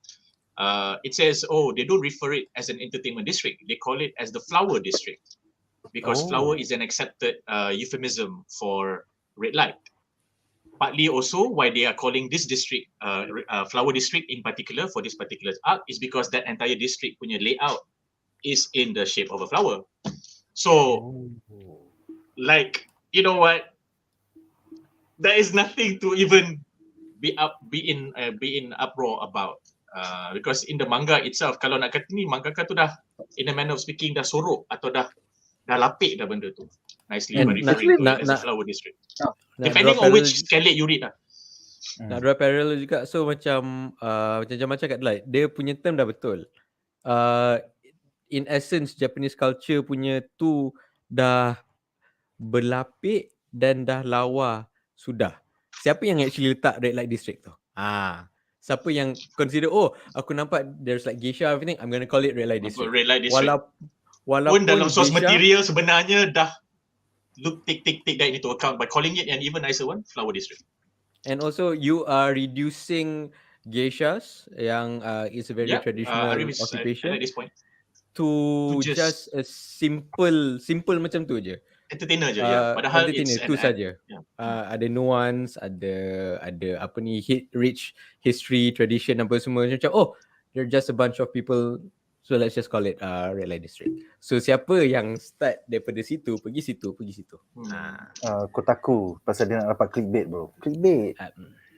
Aku malah dah layan Kotaku nowadays.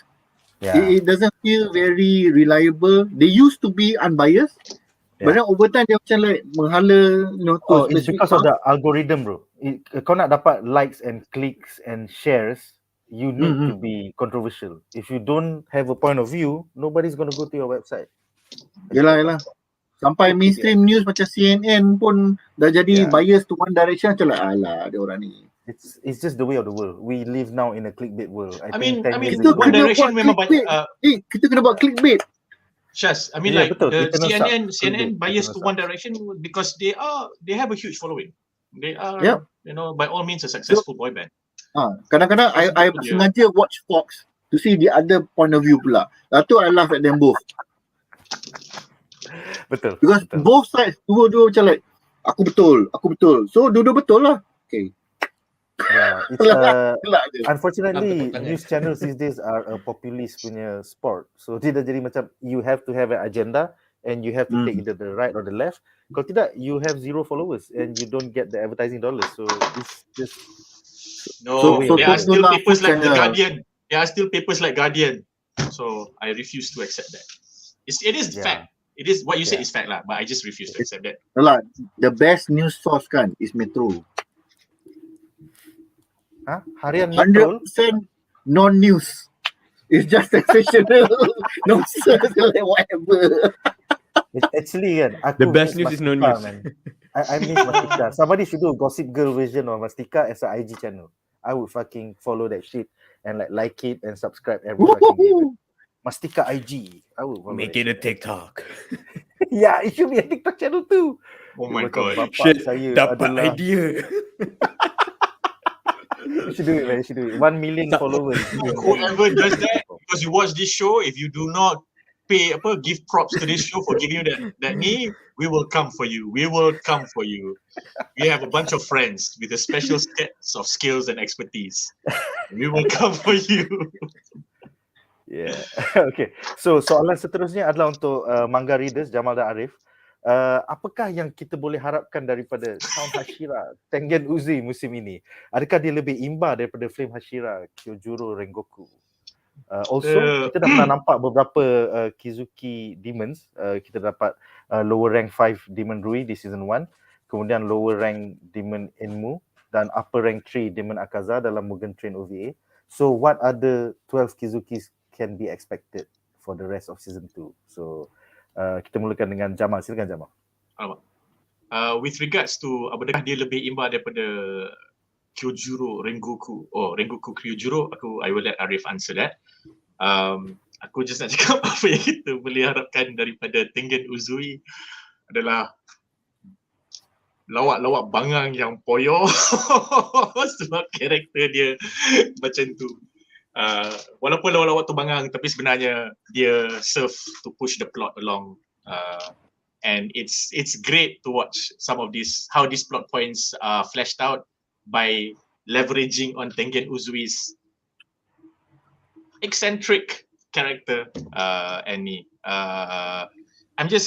don't want spoilers because the next few episodes should be quite fun in terms of what happens and how they happen and what Tengen UZUI got the 3 idiots to do, or the 3 stooges to do. And some of the things that kita duk gelak-gelak, kita duk kutuk Tengen UZUI ni sebab kau ni poser, kau ni poyo lah, tapi sebenarnya macam you damn cool bro.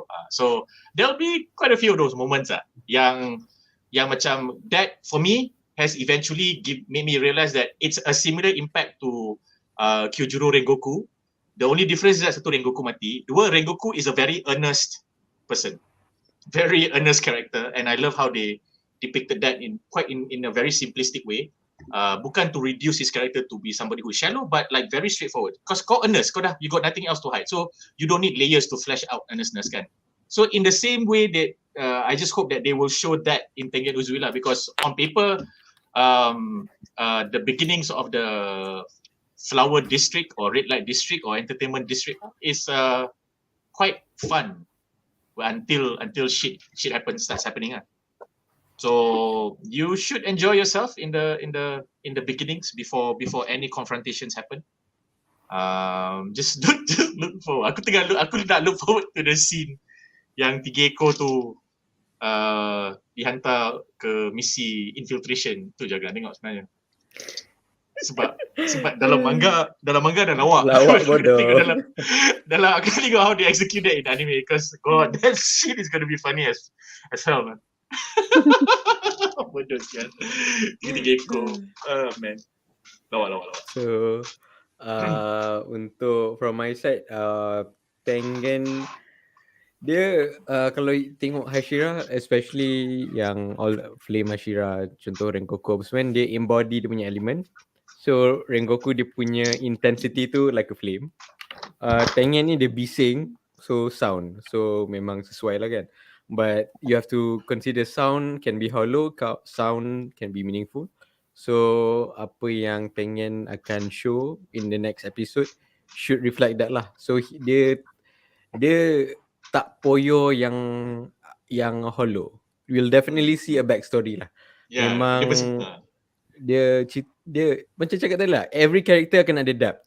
So even kalau tengok dekat dia punya end of episode 8 ni, belakang towards the end tu dia show dia punya opening kan, you see certain backstories about Tengen UZUI. So that's what I hope to see lah, macam mana dia punya apa ni, development. So for the rest of the season, especially for the entertainment district punya ni, I can say alamak, Shime, why? Why did you say that? Jangan spoiler. Thank you, Naoki. So the thing with Demon Slayer ni, diorang ada specific formula. I think by now semua orang dah tahu what sort of formula, and dia tak basi sebab like I said, cerita ni sangat human lah. So yeah, looking forward to that lah. Aku dengan Ariff had a long conversation about that human side of the story right after we watched Mugen Train, because macam mana, the Narutos and the Bleaches of this world is very shonen in the sense that the motivations of the lead male character is very insular, is very individualistic, and then depending on how cynical you are as a reader, kau akan merasakan yang dia tunggang family dia punya predicament, dia akan tunggang member dia punya kesedihan, dia akan tunggang orang lain punya kemalangan dan bencana sebagai untuk dijadikan motivasi untuk dia rise above the enemy and then win, you know. Tapi Demon Slayer is very straight up. Family aku kena bunuh, aku nak selamatkan adik aku, and semua orang yang terlibat yang dijumpa lebih kurang sama. Oh, family. So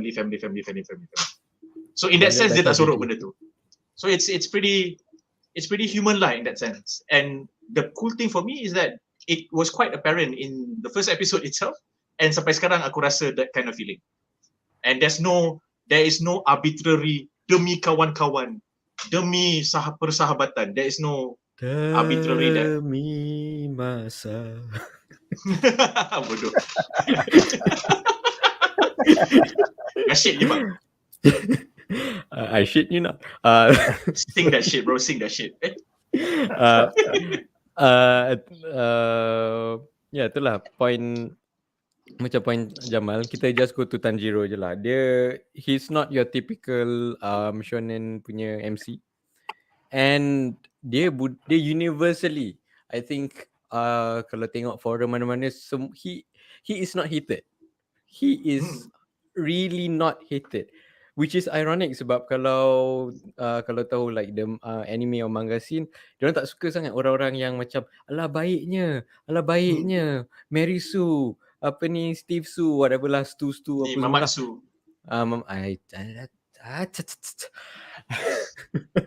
So but the characterization of Tanjiro, you are able to like him so much. Dia buat benda yang sangat goody two shoes pun kau macam okay, he is genuine. Yeah. Whatever he does, he is genuine. Tak rasa force, tak rasa macam benda ni is another plot point. Dia just memang baik. Dia menangis untuk demon yang hampir bunuh member-member dia. Siapa je buat macam tu. Dia macam, I won't forgive you, but I understand you. That is what everyone should strive to be. That's a PSA for tonight. Nice one. And I think there is a very strong and important point dalam Demon Slayer ni. All of the villains that they fight have a backstory. Even up to yang Mamat Spider tu. Was the spider in the top 6 or bottom 6? Bottom 6. Bottom 6 But still he is actually one of the reason why semua lain kena mati. Kena bunuh. Kan, because budak mentah can tapau one of you, so dia panggil everybody like, what have all of you done all this time? So, but anyway, each of them have their own punya human experience ataupun tragedy that caused them to end up that way. So, could our main villain have attacked Tanjiro's family for that simple reason? He just wanted to create, a potential victim in the future who he can later convert. Because kalau you tengok a lot of all the people yang dia convert tu, Neville Longbottom, Harry Potter. Allah. Okay, silakan. Allah. Neville banyak peminat yang argue that he should have been the chosen one. All of the symbols match. Dalam the prophecy, siapa yang prophesize tu, mata gila tu, all of dia punya story match. So yeah, but I forgot there was one distinction why Harry Potter became the hero. It was just stupid luck. Voldemort went to the wrong house. It's not luck. It's not It was luck. Severus Snape. No. Harry Potter has a better name than Neville Longbottom. Imagine if you have to scream Longbottom masa kau tengah swing kau punya wand. Masa kau tengah kejar. Like imagine Voldemort. Imagine Ralph Fiennes dalam that makeup. Longbottom. No bro, it just doesn't effing work. Longbottom. Itu okay lagi. You imagine kalau 60-an punya subtitles kan. Botot panjang. Well played. I give you that argument. Tapi bontot is not a polite word to say. Punggung. Punggung panjang. Itu kalau kena di station TV ya. Punggung panjang. Tu je. That's the name. That's Yes. it. Magic got taste, bro. Magic got taste. Magic got Thank you, taste. J.K. Rowling. You gave a shit name to Neville. Neville Longbottom. Like, trust me, let's just say if Harry Potter's name was not Harry Potter, it was some other nice enough name, and then the whole story is called by his name, and then Neville Longbottom's character is called Harry Potter, but is not the main character, people would have said he deserved to be the main character. Yeah, man. And nobody has any counter arguments. That is my theory. Jauh betul. Okay, so kita ada beberapa komen menarik. Pertama, Aku bayangkan Hermione cakap, oh Longbottom, like, bro. terus tak jadi. And then if you give him Harry, like Harry lepas tu muka dia macam pelakon tu. Like dude, Harry Potter tu macam ada bug tu macam bro. So bro, he grew up to be he grew up to be a very good looking man. Yes, sir. But yeah. Okay, so Bucus bertanya, nak tanya korang tak review ke movie MHA World Heroes Mission? Kita menunggu untuk Abang Jamal kita set up the date. Next weekend. Weekend ni kita seorang semua tak free. Next weekend. Alright. Next weekend kita akan tonton dan hopefully next week kita akan review. Yes. Aku tak looking forward kepada this, but okay, we will. Yeah. Please lah, buatlah canon kau punya OVA babi. Please. Dah lah fighting scene gempak animation cantik-cantik tapi tak canon. Lepas tu dalam season seterusnya saya lupa saya buat benda tu. Ya ke? Macam muka train is a good movie. Yeah. Yes. That is canon. Canon, Dragon Ball and then Super pun boleh buat. Yes. Bro, Movie Dragon Ball jadi canon. Z, Dragon Ball Z walaupun benda tu tak masuk dalam canon, dia tak acknowledge yang kata benda tu non-canon. Yeah. So macam contoh the Dragon Ball Z film yang ada android number 13, 14, 15, because you don't see that in the actual series. But in the actual series, diorang dah refer to 13, 14, 15 as these androids yang rupa macam ni dan pernah dikalahkan oleh Goku pada suatu ketika dalam time lapse. So, you know, you can do that shit. Do it that way. Simple, bro. Yeah, that's how you should do it. Jangan sell out. Just fucking do I it mean, for money. Dragon Ball is convoluted enough, so macam you're allowed to do that. Betul. Oh, we forgot about this plot Super, point. I agree with you. GT, I completely agree with you. Z, I will say no. Tapi lepas Z, yes, convoluted, nak har. Yes, bro. Money. Indulgent and convoluted, nak har. Yeah, man. Okay, komen seterusnya daripada Taza. Taza mengatakan, apakah kontroversi baru tentang Tengen UZUI yang berpoligami? Kecoh semua orang yang tak tengok manga. Yeah, I mean like, doesn't polygamy exist in Japan? I mean, it was in the end credits punya song. If you saw it, that was the first panel. It's also the panel yang kita gunakan untuk thumbnail bagi video ni. So, what's up, man? I mean, he has 3 wives. So, apa pendapat kau? Adalah. Aku just nak cakap, kita Pengasas kau cakap dulu. Aku Aku just assume dia ni sebenarnya adalah pengasas agama yang mementingkan konsep poligami. So, agama dia kena flamboyant, tak boleh sorok-sorok. Come at me, aku ada 3. You know, that kind of thing. Why not? Dia mungkin orang yang sangat religious dalam agama ni sendiri. Dia pun dipanggil diri the god kan? He is the god of flamboyance, no, he is the god of festivities. The god of flamboyance, something of festivities. Aku tengok dah. Aku punya remark simple je. Sekiranya kontroversi ini disokong oleh orang-orang di penonton-penonton di Malaysia, aku just nak cakap korang ni ironik, korang ni hipokrit. Okay? Finally, you have an anime that actually celebrates and supports polygamy. Orang nak bising pula. Aku pernah baca. Aku macam tak faham lah. Aku pernah baca. I think it's cheap. It's just cheap. I think if they write the manga, they might have an immediate reaction. But after it has been explained, then they'll be like, lah, macam ni je ke? Okay, that's cool.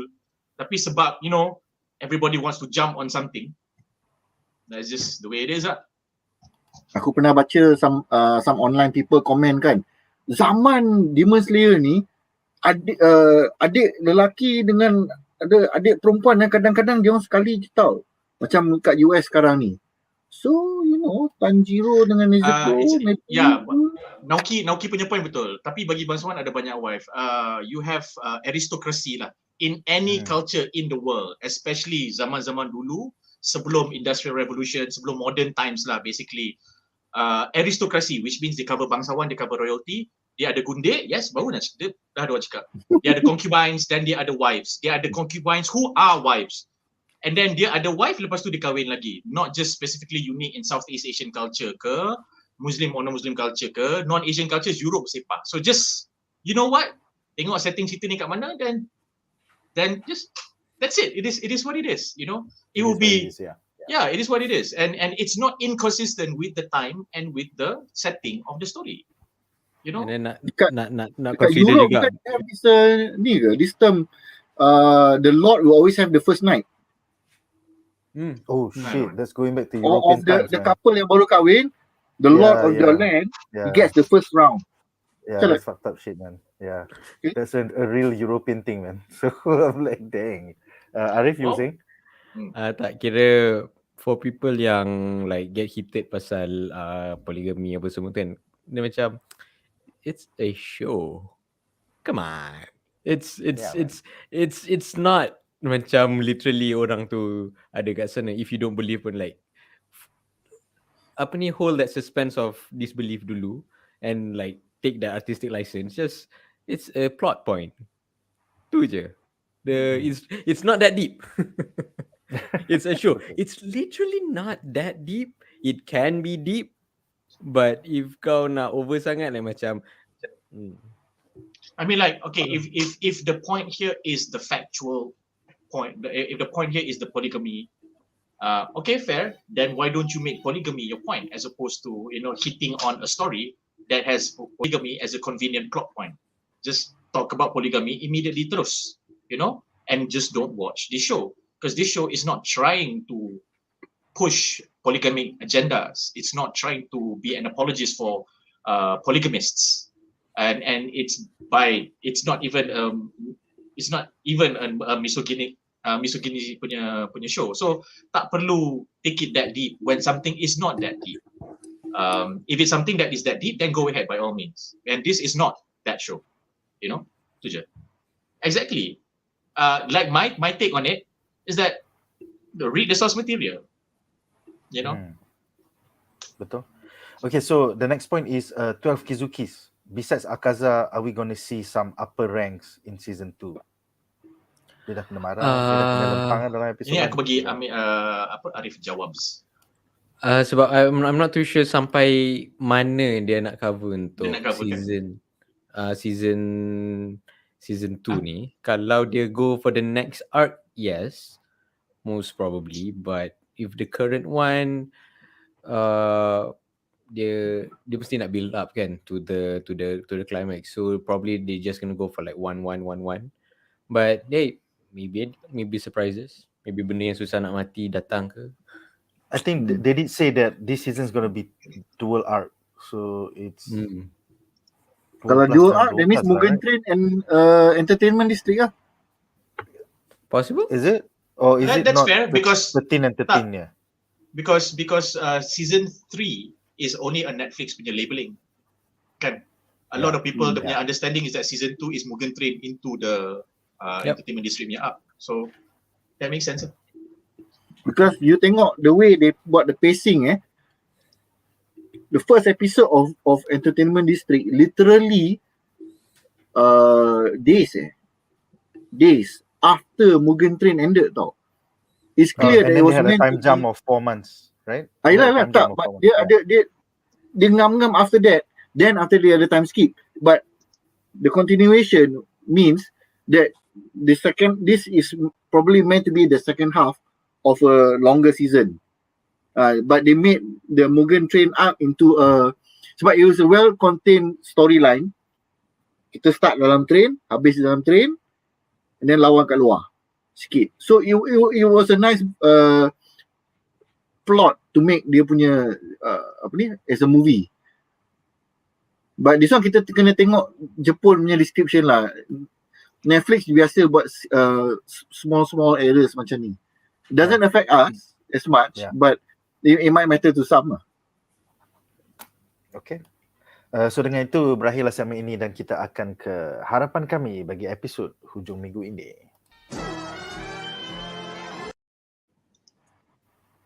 Alright, jadi judul episod hujung minggu ini adalah Infiltrating the Entertainment District. So, apakah harapan anda untuk episod ini nanti? Is this I can't fucking say the double entendre. Double entendre.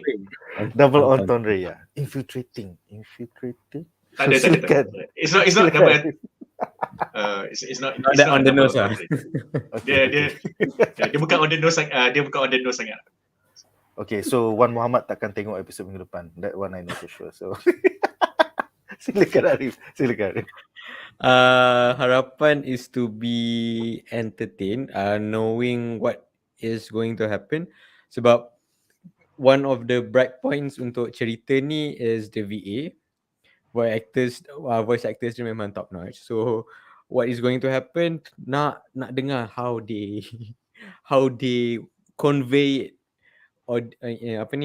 sonically. So visually kita tahu memang kan stunning ufotable buat.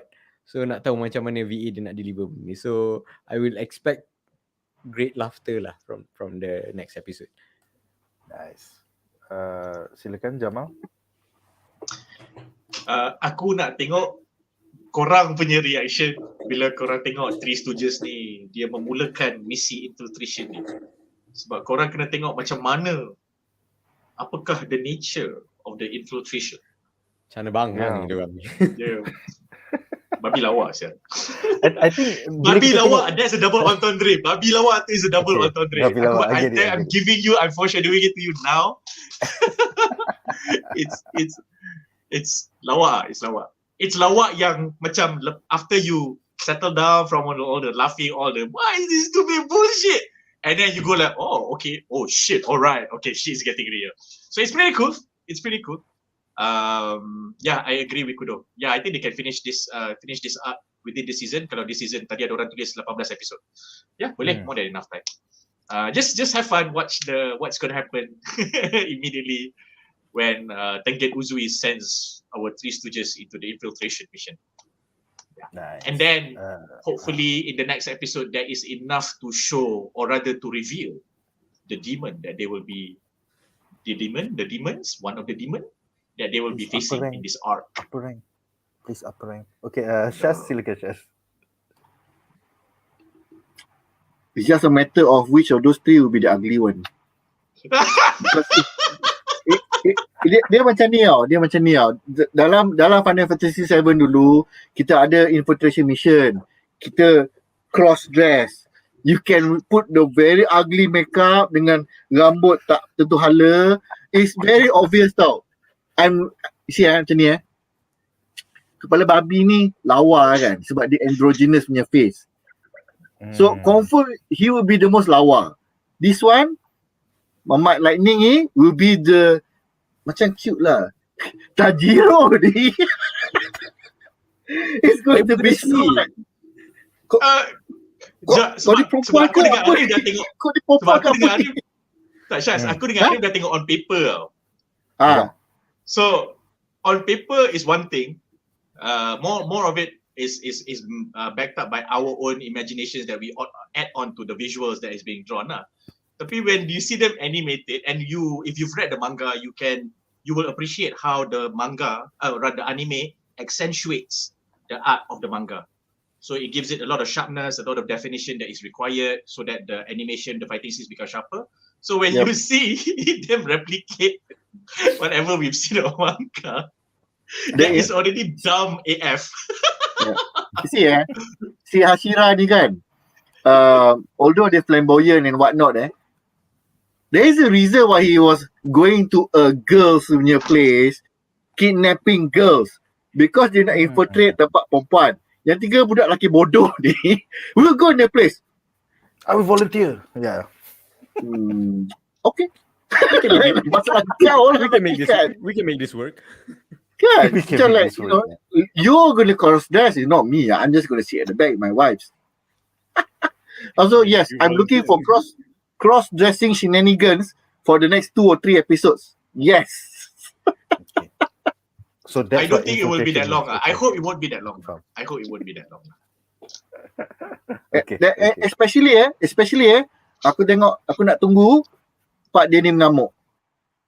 Because he'll be so beautiful, orang semua macam lawanya. Macam member tu kan. Lepas dia, I'm just waiting for that to happen. I'm just gonna tell you that after the initial bouts, after the initial rounds of laughter and humor, shit gets real pretty fast. Biasa. Okay. By the way, is it a trope? Aku perasan kepala babi ni reminds me a lot of Bakugo. Is it just me? Or I will let yeah. Ariff answer that. Trope like apa? Loudmouth, anger management. Yeah. People. Yeah. It's a known trope in anime lah. Memang someone yang very violent, tapi muka sweet. And ada soft touch. So yeah, it's a known trope lah. Nice. I think kita punya panelis tak tahu dia tengah tengok ke tak. INTRI dia pasti akan cakap Mak Bakugo is the best representation of this trope. Perempuan paling bengis. Tapi like yeah. Aku rasa, I think it's okay. One thing about tropes that we all have to understand, the moment when we say tropes and we do not have a positive connotation to it, that is because of execution, satu, and number two, it becomes a crutch. It becomes a storytelling crutch. you use tropes. It becomes the first go-to. Now, if you do not have these two things, a trope is basically like a cliche lah. It works because it's real. Because in real life, you have characters like this, kan? Because it's so relatable, because it's real. Tapi it becomes a trope. We only call it a trope, and we only refer to it as a trope because when is being used as a storytelling crutch. So for me, the tropes are there as are stereotypes and cliches, but as long as they are not used as storytelling crutches, then it's fine. I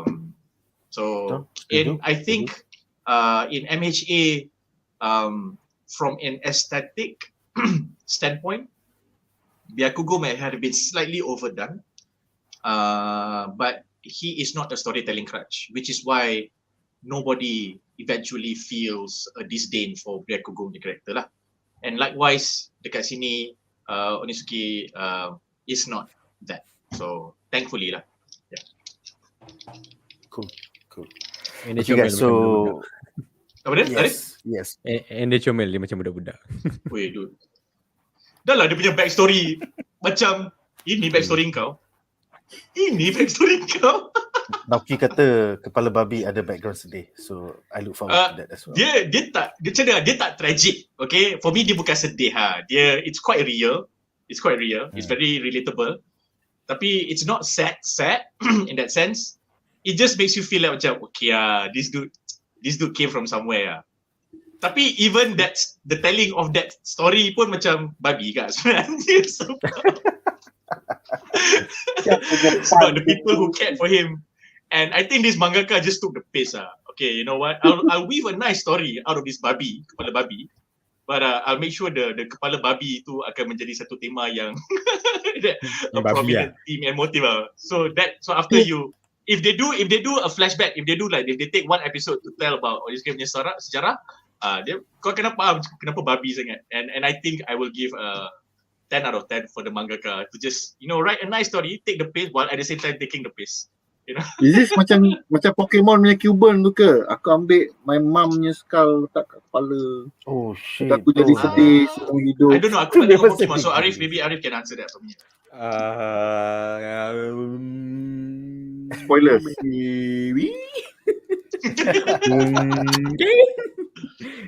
Cool. Alright, guys, so aku rasa dengan itu berakhirlah pembedahan kita malam ini. Terima kasih kepada semua panelis, Ariff dan juga Jamal, kaki manga, dan juga Syaz, kaki anime. Apakah pendapat korang tentang episod Demon Slayer minggu lepas dan harapan korang untuk episod Demon Slayer hujung minggu ini? Tell us in the comment section below. Join us tomorrow untuk Hokai, and seperti biasa tengah hari Jumaat untuk BuzzPOP Kas Bincang. That's all untuk malam ini. Majulah fandom untuk negara. Bye guys.